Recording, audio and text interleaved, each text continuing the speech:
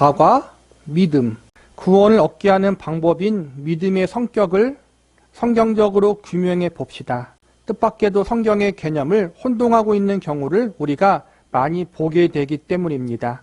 여러분은 어떻게 구원을 얻었습니까? 사실 우리는 알 수 없습니다. 우리가 아는 것은 어느 날 보니 내가 하나님을 믿고 있었다는 사실 뿐입니다. 우리가 죄를 깨닫고 회개하는 것은 구원 얻은 후에나 할 수 있는 것입니다. 회개해서 구원을 얻게 되는 것이 아닙니다. 하나님을 보고 나서야 자신의 모습을 알게 되는 것입니다. 성경은 우리가 하나님을 알지 못했을 때, 믿지 않았을 때 상태를 영적으로 죽은 상태라고 표현하고 있어요. 영적으로 사망한 우리가 스스로 깨달아서 내가 죄인이구나, 예수님을 믿어야겠구나라고 반응할 수 없어요.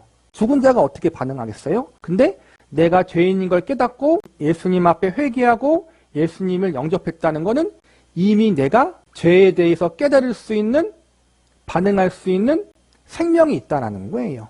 하나님이 생명을 주셨기 때문에 내가 반응하고 회개할 수 있는 거예요. 그래서 성경적인 순서로 보자면 우리의 경험적인 차원에서는 회개하고 예수님을 믿었어요. 그래서 구원을 경험했어요. 그런데 성경적으로 따지면 그 이전에 하나님이 먼저 우리에게 역사하셨다는 것을 우리가 발견할 수 있다는 거예요. 영이 눈이 뜰 때 내가 벌거벗었구나, 내가 고아구나, 내가 흙투성이구나 하는 것을 알고 나서 생기는 결과가 회개입니다.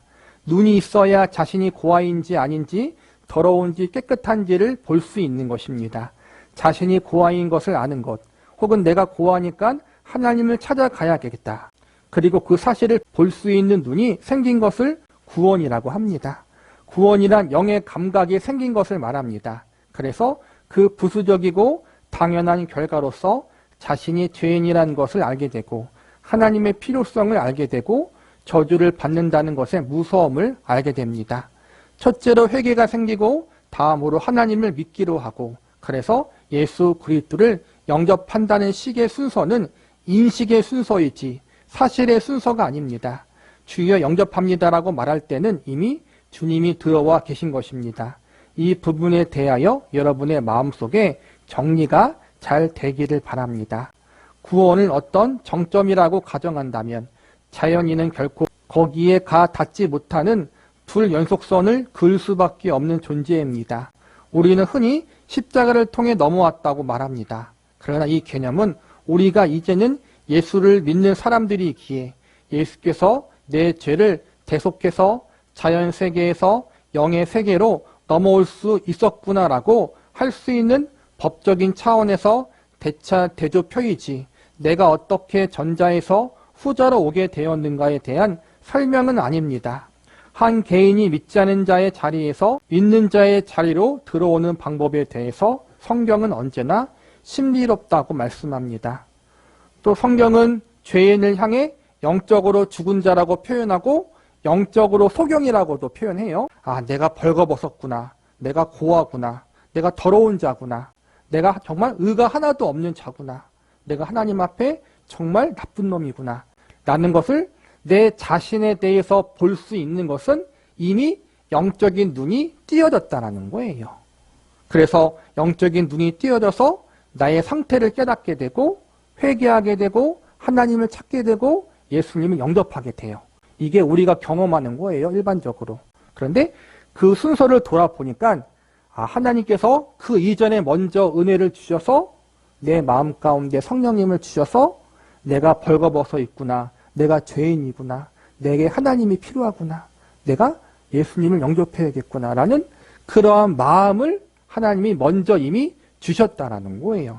그래서 엄밀히 말하자면 구원받은 사람은 내가 언제 하나님의 은혜 가운데 성령님이 오셔서 구원을 얻었는지를 정확하게 알기가 쉽진 않다라는 거예요. 경험적으로는 알 수 있죠. 내가 회개한 경험, 내가 주님을 만난 경험이 있으니까. 그런데 그 이전에 하나님이 성령님을 통해 나에게 찾아오셨다는 거예요. 그래서 구원에 대해서 우리가 이론적으로는 설명이 가능하지만 본질적으로 따지면 참으로 너무나 신비로운 하나님의 역사이기 때문에 그 부분을 설명하기 어려운 부분이 있다는 것을 우리가 알고 있어야 된다는 거예요. 왜 이 점을 계속 공부하냐면은 나는 구원함을 받았어. 나는 이러한 체험을 했어. 나는 이렇게 하나님을 만났어. 이러한 경험은 소중해요. 그런데 그게 나의 공로가 되고 내 의가 돼서 그걸 자랑하는 사람들이 있기 때문에 마치 나는 구원의 체험이 있고 너는 없지. 나는 구원의 은혜를 받고 주님을 만났어. 그것이 내 자랑이 되는 사람들이 있고 또 구원에 대한 지식을 갖고 있다고 교만한 사람들이 있어요. 그런 사람들 때문에 이런 걸 하는 거예요. 구원의 은혜는 신비한 것이고 결코 우리가 자랑할 수 있는 게 아니라 구원을 우리에게 주신 하나님과 예수님을 자랑할 수밖에 없다. 우리가 그럴 수밖에 없다라는 사실을 알려주는 거예요. 내가 알고 있고 내가 경험한 건 지극히 적은 것에 불과하다는 것을 알고 겸손하라는 거예요. 그런 차원에서 이 부분을 공부한 거예요. 구원의 은혜는 신비다. 믿음의 두 가지 의미. 그런데 신비주의자들은 그 방법이 따로 있다고 말합니다. 그 중에 하나가 믿으면 구원 얻는다는 것입니다. 즉 믿는다는 것이 구원을 얻는 방법이 된다는 말입니다. 믿으면 구원 얻을 수 있다라고 생각하니까 방법적인 면에서 못 얻는다라고 생각하는 것입니다. 믿으면 구원받는 게 맞아요, 당연히. 그런데 여기서 말하는 건 뭐냐면은 그 믿음을 하나님이 주신 은혜로서 말하는 것이 아니라 내가 만들어내는 믿음을 말하는 거예요.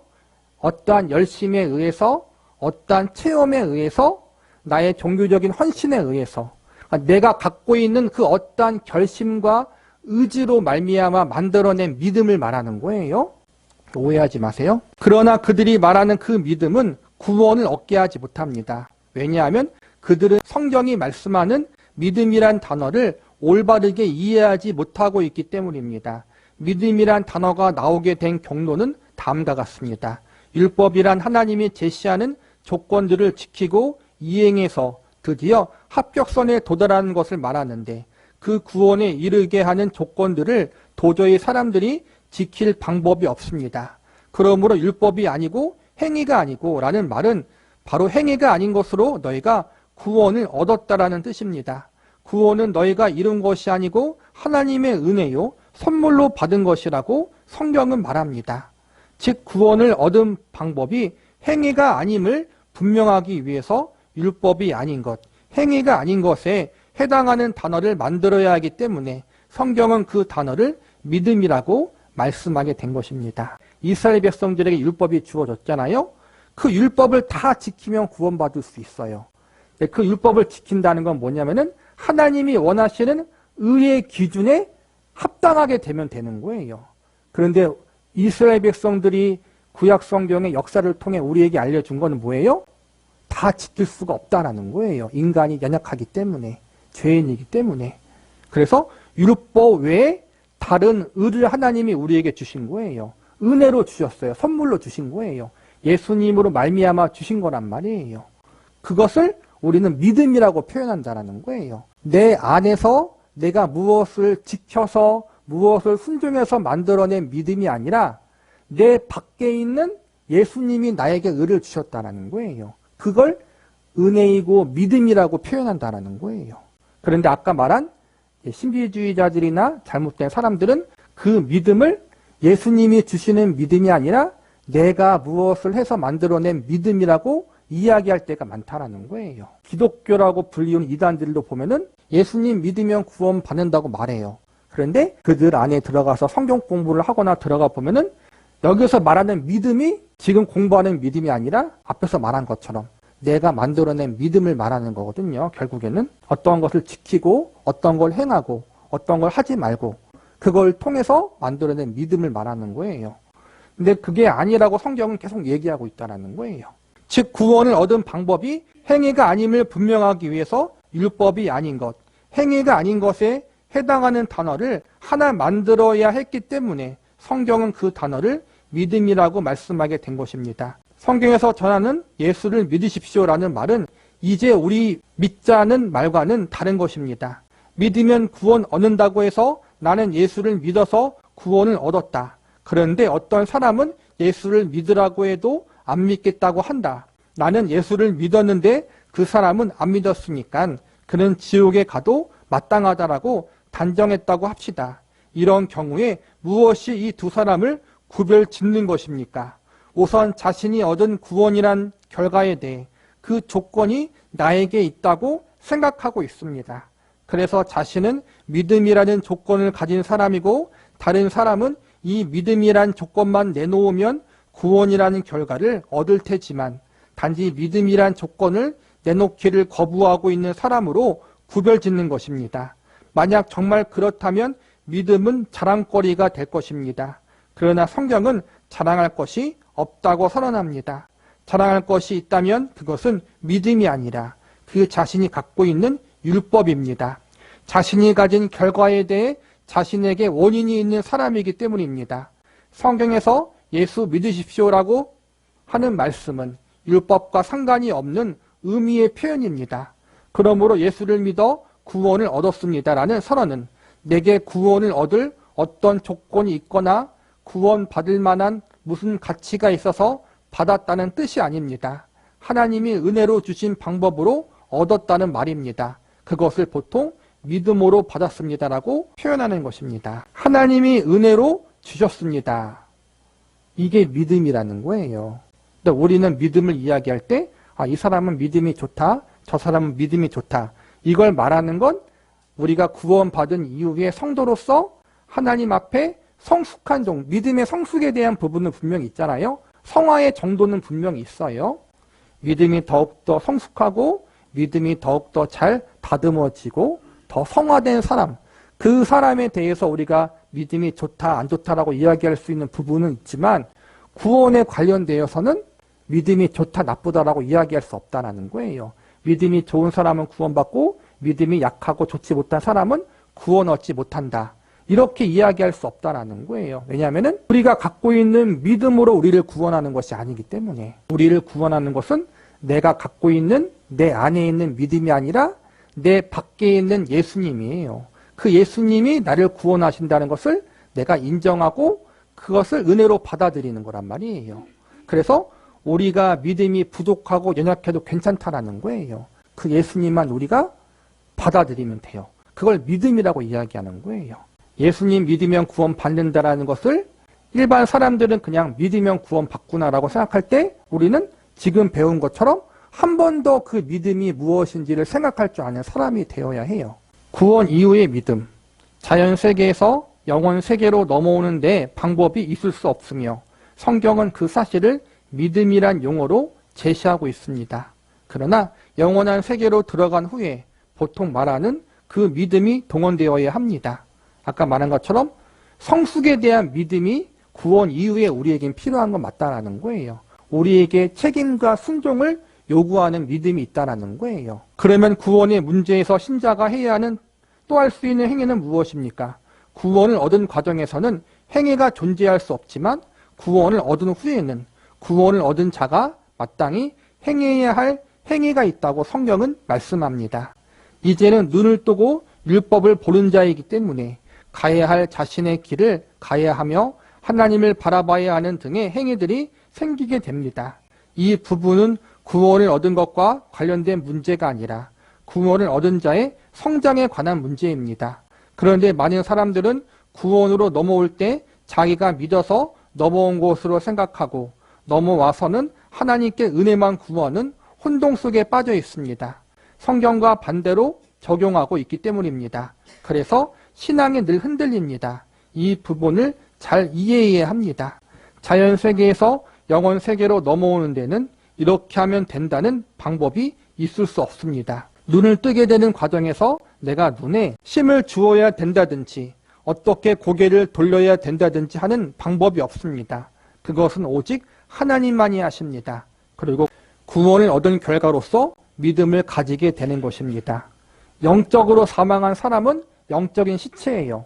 영적으로 죽어있는 사람에게 이렇게 하면 움직일 수 있고 저렇게 하면 달릴 수 있다라고 아무리 설명해도 소용이 없어요. 또한 영적인 소경인 상태에서 소경인 사람한테 눈에 심을 부랴리면은 눈을 뜰 수 있어. 그렇게 말하는 건 의미가 없다라는 거예요. 죽은 자가 살아나고 눈먼 자가 눈을 뜰 수 있는 거는 기적밖에 없어요. 그 기적이 바로 하나님의 은혜라는 거예요. 구원이 그렇게 우리에게 온다라는 거예요. 그런데 그 이후에 구원의 기적을 받은 우리가, 구원의 은혜를 받은 우리는 하나님 앞에 믿음으로 순종하고 믿음으로 책임질 부분들이 있다는 거예요. 성숙과 성장에 대한 부분. 그래서 우리가 혼동하지 말라는 거예요.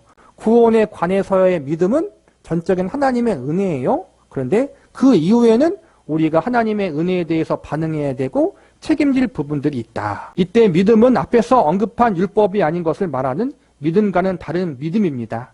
이해를 돕기 위해서 율법이 아닌 것을 말하는 믿음을 믿음 A라고 하고, 후의 결과로서 갖게 되는 믿음을 믿음 B라고 합시다. 믿음 A가 구원의 은혜를 말하는 것이고, 믿음 B는 구원 이후에 대한 성숙에 대한 믿음을 말하는 거예요. 믿음 A가 구원을 얻은 하나님께서 우리를 구원하시는 방법으로서의 믿음이라면, 믿음 B는 눈을 떴기 때문에 봐야 하고 신뢰해야 하고 맡겨야 하는 믿음으로서 보통 우리가 말하는 믿음입니다. 믿음 B는 믿음 A의 결과입니다. 믿음 A를 얻은 자만이 자신의 발로 출발하고 성장의 길로 걷기 시작하는 것입니다. 이들은 많은 시행착오를 겪고 무서운 징계를 받기도 하면서 성장하게 됩니다. 이 영역에서 그가 얼마만큼 하나님을 신뢰하며 자신의 길을 걸어 나갈 것인가는 곧 그의 성장에 비례합니다. 또 성장하게 되면 하나님을 더욱 잘 알게 됩니다. 그러므로 하나님을 아는 것과 믿는 것에 비례해서 그의 성장이 진전됩니다. 구원 이후에는 우리에게 책임이 필요하고 순종이 필요하고 하나님을 더 의지하려 하는 노력이 필요하다는 거예요. 그리고 그만큼 우리의 믿음이 성숙할 수 있다는 거예요. 그래서 우리가 성숙을 위한 믿음과 구원에 관한 믿음에 대해서는 좀 구별할 줄 알아야 된다는 부분을 이야기하는 거예요. 믿음의 새 출발. 성경은 로마서 1장에서 이 문제를 분명히 합니다. 17절의 복음에는 하나님의 의가 나타나서 믿음으로 믿음에 이르게 하나니라는 말씀에 믿음이란 단어가 2번 나옵니다. 그런데 여기서 첫 번째 나오는 단어가 지금 우리가 설명하고 있는 믿음입니다. 그리고 두 번째 나오는 믿음은 우리가 흔히 즐겨 사용하는 트루스라는 의미의 믿음입니다. 이 두 번째 믿음에 들어가서야 비로소 우리는 이 차원에 대해 눈을 뜨고 하나님을 보게 됩니다. 거기서부터 우리는 하나님을 신뢰하고 하나님을 믿는 것입니다. 로마서 1장 17절에서 나오는 내용, 복음에는 하나님의 의가 나타나서 믿음으로 믿음에 이르게 하나니.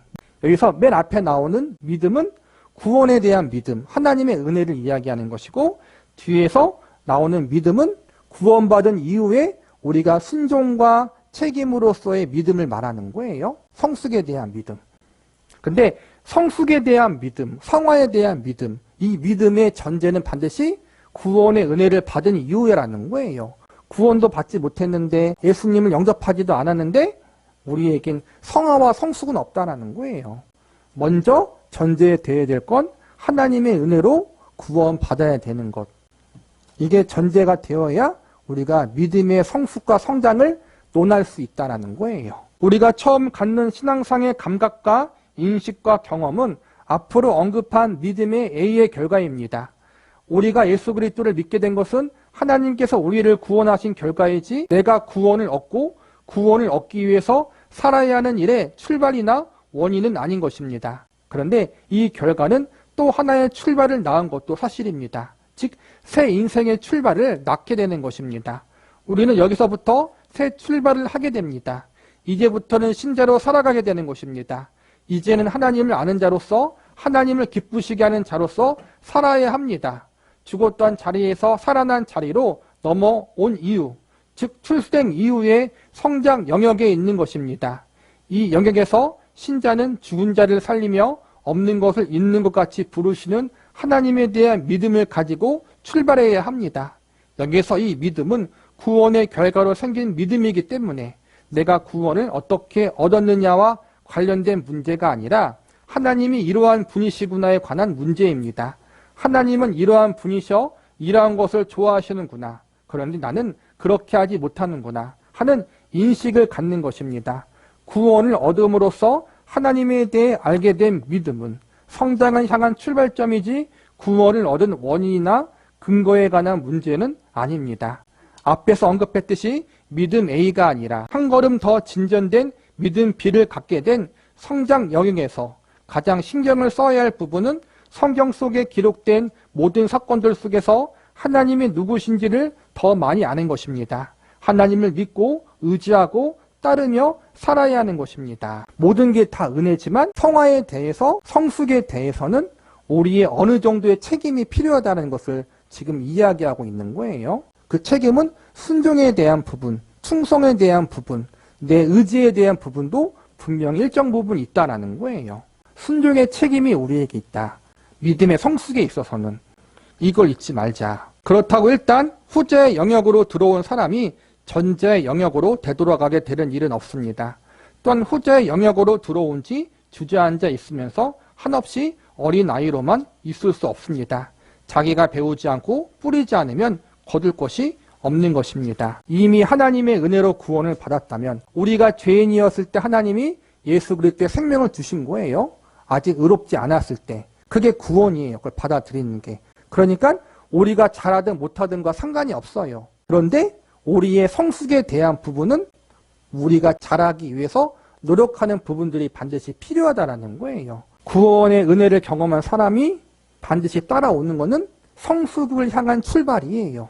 그런 부분이 없다면 내가 받은 구원이 진짜 구원인지를 한번 점검해 보는 건 필요한 것 같아요. 하나님께서 구원의 은혜를 주신 사람은 하나님이 가만히 놔두지 않으신다. 우리를 성숙의 자리로 가기 위해서 우리를 연단하시고 때론 채찍질도 하시고 우리를 징계하시기도 하시고 그렇게 하심으로 하나님이 원하시는 자리로 이끌어 가시는 일을 하신다는 거예요. 하나님이 반드시 성숙을 향해서 가만히 있지 못하도록 우리를 그렇게 이끌어 가신다는 것, 그 부분들을 우리가 잊지 않았으면 좋을 것 같아요. 지금 우리의 신자들의 최대의 싸움이 있다면 바로 이 두 가지 상황에 대한 혼동입니다. 자신이 갖고 있을 필요가 없는 구원을 얻은 믿음 A는 갖고 있고 실제로 갖고 있어야 할 믿음 B는 안 갖고 있다는 것입니다. 믿습니다. 저를 구원하실 것을 믿습니다. 라고만 하면서 마땅히 성장해야 될 일은 하지 않고 주저앉아 있습니다. 모든 성도들은 성숙하려는 자세를 갖추어야 옳습니다. 구원에 대해서는 예수님으로 말미암아 구원받는 거니까 구원이 예수님에게 있는 거예요. 근데 우리는 자꾸 구원을 내게 있는 것처럼 하려고 해요. 그것 때문에 자꾸만 신앙에 회의가 들고 싸움이 들고 시험에 들어요. 구원에 대한 믿음 때문에. 물론 그러한 회의와 낙심 부분들은 누구나 경험하는 거지만 잘 생각해 보자라는 거예요. 구원이 예수님께 있어요. 예수님께 있으니까 그 예수님이 내 안에 계시면 그게 구원인 거예요. 근데 우리는 자꾸 내가 구원을 만들어내는 조건인 것처럼 믿음을 가져야 예수님이 따라와서 나를 구원하신다는 식으로 생각을 하니까 우리 자신이 볼 때는 그 믿음이 있을 때가 있고 없을 때가 있잖아요. 솔직히 고백하면 여러분의 믿음 상태를 보면은 교회에서는 다 믿음이 있는 것 같지만 삶의 자리에서는 다 믿음을 까먹잖아요.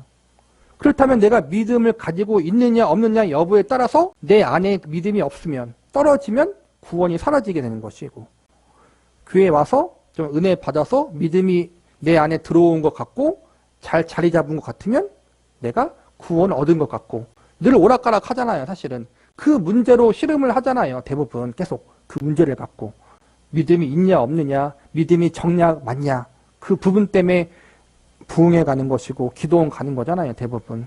그런데 그렇게 생각하지 말자라는 거예요. 구원은 예수님께 있는 것이고 예수님이 은혜로 주신 것이다. 내가 잘하고 못하고와 상관이 없다. 그걸 받아들이는 게 믿음이고 그게 복음의 내용이라는 거예요. 그러니까 구원에 대한 부분은 우리가 예수님을 믿고 영접하는 건 반드시 필요해요. 그런데 그렇게 내가 믿고 영접했다면 이제부터 구원은 예수님께 달려있는 것이다라고 받아들이고 내 믿음의 성숙을 향하여 나가야 하는데 우리는 계속 내가 구원 받았나 안 받았나 내가 구원받을 만한 믿음이 있냐 없느냐 그 부분만 놓고 계속 고민하고 있다는 거예요. 그러다 보니까 성숙을 향해서 나아가지 못하는 성숙을 향한 믿음이 우리에게는 없다라는 거예요. 구원에 대한 점검과 확신은 필요해요. 하지만 그것을 내가 갖고 있는 믿음으로 적용하지 말고 예수님 안에 구원이 있다는 것을 늘 기억하라는 거예요. 그래서 나의 믿음의 적고 많음에 상관없이 예수님이 구원이시다라는 것을 내가 알고 있고 받아들인다면 그것이 바로 구원의 은혜를 받은 사람이다. 그러므로 새신자든 혹은 교회를 오래 다니신 분이든 이건 변치 아닌 거예요. 그래서 여러분이 믿음이 내가 지금 많이 작다. 그런 것 때문에 구원에 대해서 걱정하지 말라는 거예요. 예수님을 내가 영접했다면 그 예수님의 구원이라는 사실을 내가 받아들였다면 그걸로 됐다라는 거예요.